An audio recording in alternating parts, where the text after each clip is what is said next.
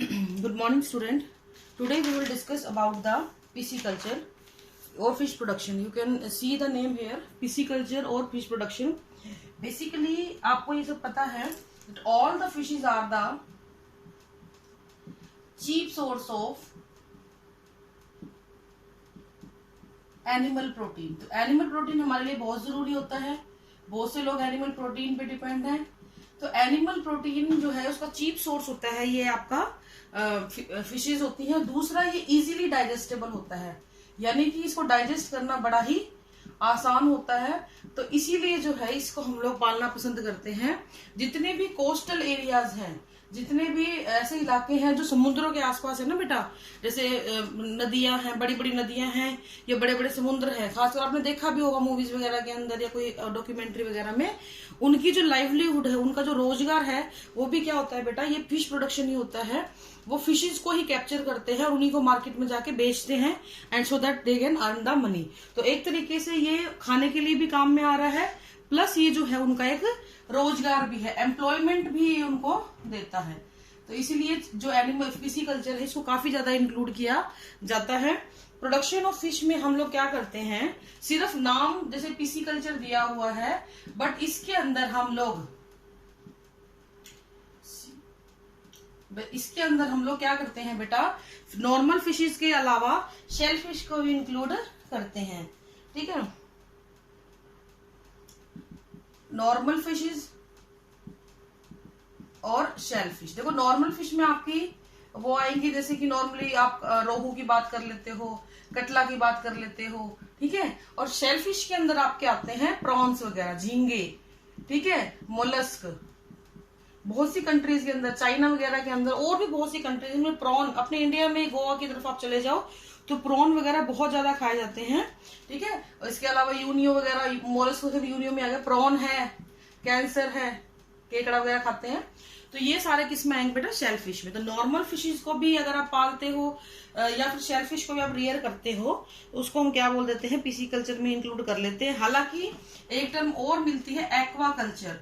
Aquaculture का मतलब भी यही होता है बेटा, लाइक आपने मछली पालन किया तो पिसीकल्चर, और पानी से रिलेटेड जितने भी जलीय जीव जंतु हैं उनको आपने रियर करा, तो उसको भी हम क्या बोलते हैं, एक्वाकल्चर में इंक्लूड कर लेते हैं। अब बात आती है कि इसमें होता क्या है, हम कहाँ पे पालते हैं, किस तरीके से पालते हैं, इसके सोर्सेज क्या हैं। तो मेनली जो फिशेज को दो सोर्सेज होते हैं हमारे, दो तरीके से हम इसको कर सकते हैं, कैप्चर फिशरी और कल्चर फिशरी। देखो इस नाम से कंफ्यूज नहीं होना है। कैप्चर मतलब उसको पकड़ना, यानी कि आपके नेचुरल रिसोर्स में वो मछली मिल रही है, आप उस नेचुरल रिसोर्स से उस मछली को पकड़ के लाएंगे और उसको बेचेंगे, कैप्चर फिशरी कहलाती है। और कल्चर फिशरी में हम लोग क्या करते हैं, हम लोग अपने आसपास के किसी पॉन्ड के अंदर उनको पालते हैं, उसको हम क्या बोलेंगे बेटा, कैप्चर फिशरी कल्चर फिशरी बोलते हैं।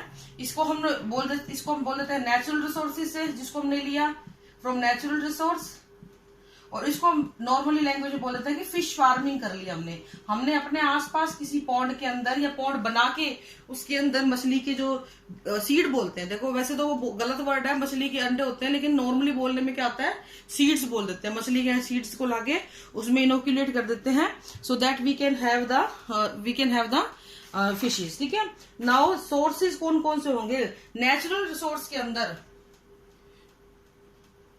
हमारे पास दो है, मैं यही बता देती हूँ आपको। चलो, दो मेन रिसोर्सेज होते हैं फिशरी के लिए हमारे पास। फर्स्ट होता है आपका मैराइन फिशरी। मैराइन आपने पढ़ा होगा, मैराइन क्या होता है, समुद्री इलाके होते हैं। और आपकी फिर आती है इनलैंड फिशरी।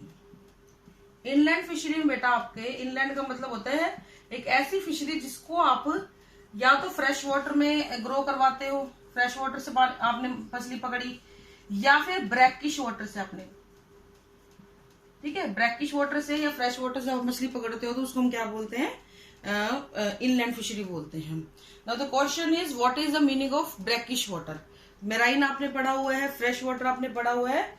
ब्रैकिश वाटर क्या होता है, जब कोई भी नदी, आपने सुना होगी ये चीज, ज्योग्राफी वगैरह में आप पढ़ते भी होंगे कि जब आपकी नदियां जो हैं वो जाके जुड़ती हैं समुद्रों से, तो एक जगह ऐसी आती है जहाँ पे पानी जो होता है वो ना तो बहुत साल्टी होता है और ना ही बहुत क्या होता है बेटा फ्रेश होता है। यानी कि एक ऐसी जगह है जहाँ पे वाटर जो होता है दोनों तरीके का होता है, उसको हम क्या बोल देते हैं बेटा, ब्रैकिश वाटर बोल देते हैं।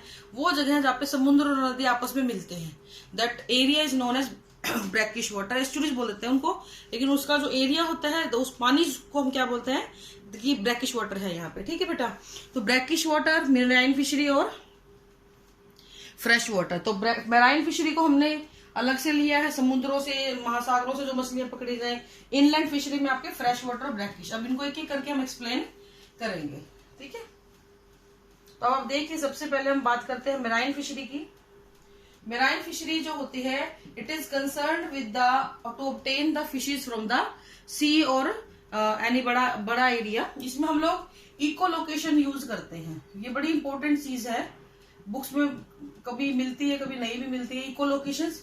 इसके अलावा नॉर्मली तो आपने देखा होगा, एक नाविक खड़ा है बड़ी सी नाव के ऊपर और वो बड़ा सा जाल फेंकता है और जाल से आप करते हो, तो नेट से भी आप इसको कैप्चर कर सकते हो समुद्रों से, ठीक है। और इसके ओशन और सीज से इसको हम मछलियों को पकड़ते हैं, ठीक है। एक बड़ा सा नाविक जो है वो बोट्स और शिप की हेल्प से समुद्रों के बीच में जाएगा और वहां पे मछलियों को पकड़ने का काम करेगा, ठीक है बेटा।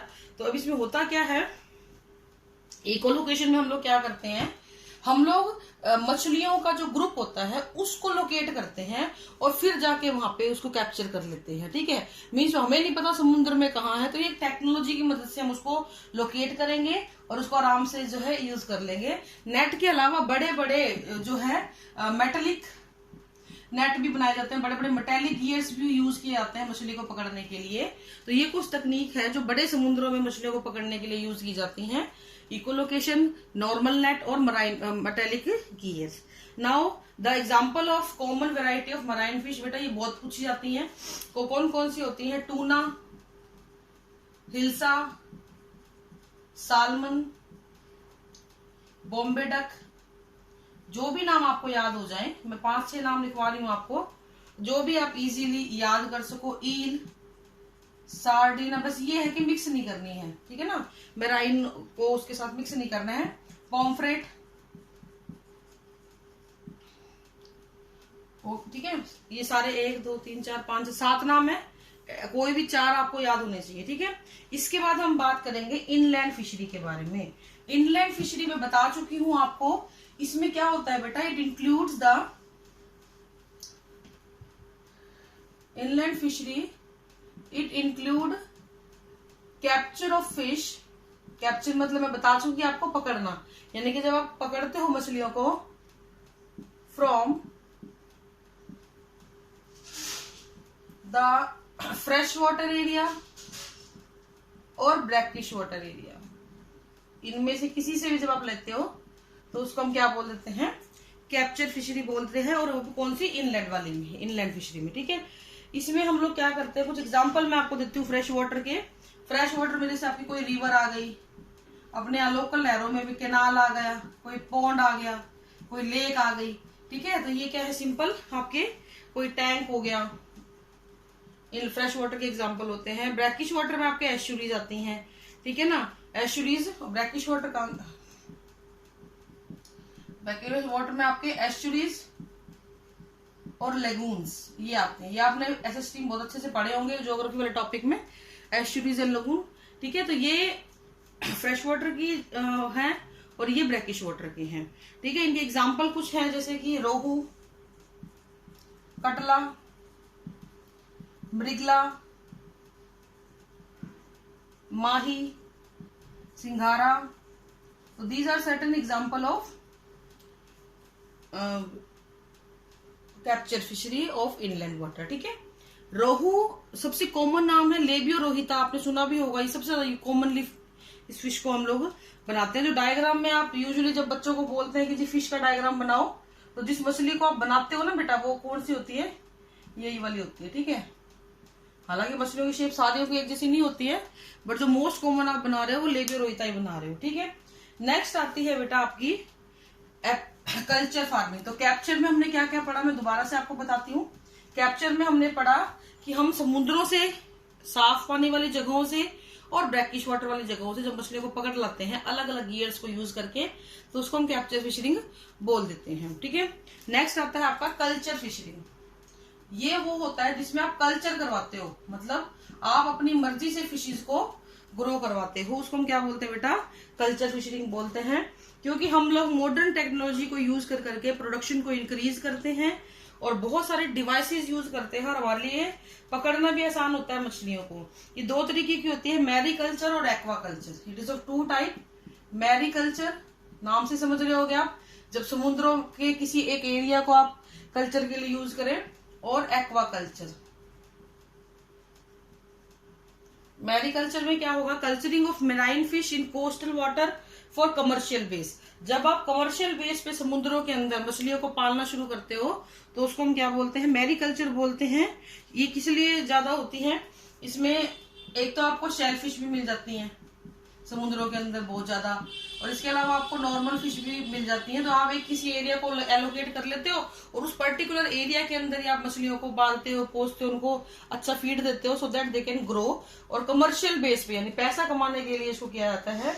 एग्जाम्पल है इसमें नॉर्मल फिश के तो बेतकी है जिसका बहुत ही ज्यादा इकोनॉमिक वैल्यू है, और सेल फिश के अंदर इसमें आपके आता है प्रॉन,